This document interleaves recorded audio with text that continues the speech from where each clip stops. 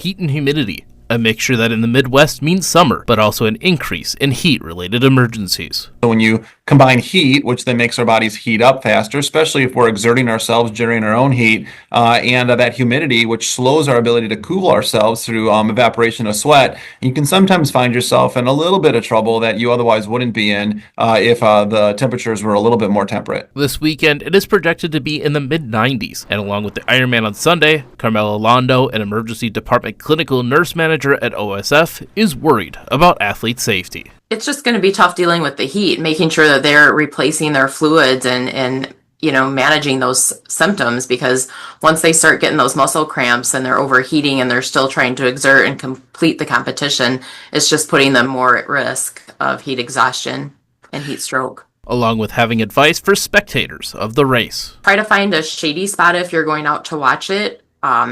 Be sure you're drinking a lot of water and fluids, so plenty of Gatorade. Also, they have IV, the liquid IV stuff is great.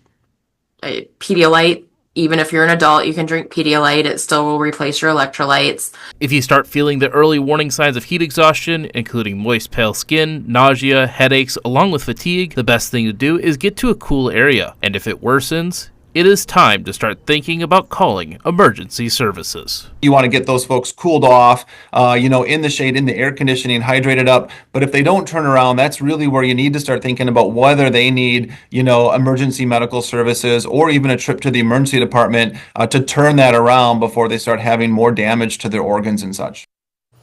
Now, due to the heat, there are cooling centers throughout the city. And for a list of them, you can find them on this story on our website, mystateline.com. Mimi? All right, thanks, Tyler.